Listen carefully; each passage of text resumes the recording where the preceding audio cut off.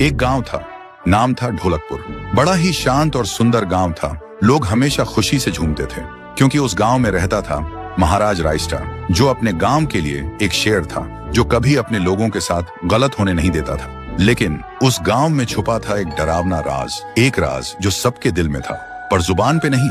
गांव के बीच एक सूखा हुआ पेड़ था जिसे लोग कहते थे श्रापित पेड़। ना कोई उसके पास जाता, ना कोई उससे आंख मिलाता। हर पूर्णिमा के अगले दिन उस पेड़ के नीचे एक लाश मिलती थी।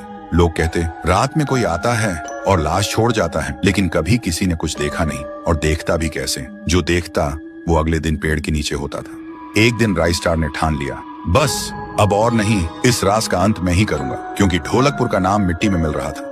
फिर एक पूर्णिमा की रात रायस्टार चुपके से जाकर पेड़ के पास बैठ गया। रात के 2 बजे एक आवाज आई, थुम थुम थुम थुम थुम थुम थुम थुम थुम सहूर।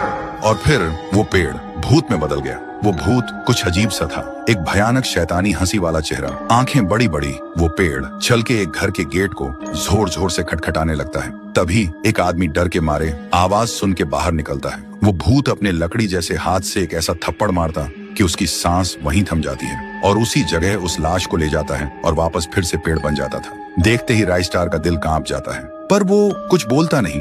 सुबह लोग भीड़ में जमा हुए और रायस्टार ने पहली बार उस पेड़ से बात करने की कोशिश की। पेड़ के अंदर से एक आवाज निकली, क्या तुम सब भूल गए मुझे? रायस्टार बोलता है, तू कौन है? पेड़ बोलता है, मैं हूँ ठुन ठुन ठुन साहुर। एक वक्त था जब मैं भी इस गांव का एक प्यारा सा बच्चा था, लेकिन 100 साल पहले मुझे इसी पेड़ से रस्सी बांधकर उल्टा लटका दिया गया, गांव वालों की आंखों के सामने, और मेरी मौत को तमाशा बना दिया गया, सिर्फ इसलिए क्योंकि मैंने एक राज देख लिया था जो लोग छुपाना चाहते थे।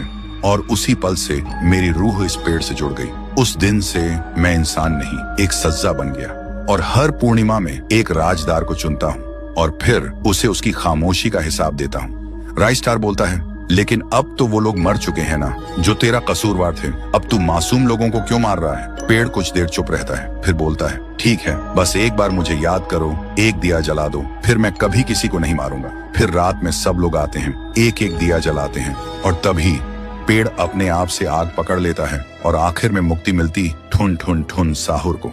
उस दिन के बाद गांव में कभी कोई लाश नहीं मिली। हर पूर्णिमा में लोग एक दिया जलाकर उसकी यादों को जिंदा रखते हैं, क्योंकि अगर भूल गए तो सपने में एक आवाज सुनाई देती थी, थुम थुम थुम थुम थुम थुम थुम थुम थुम सहूर।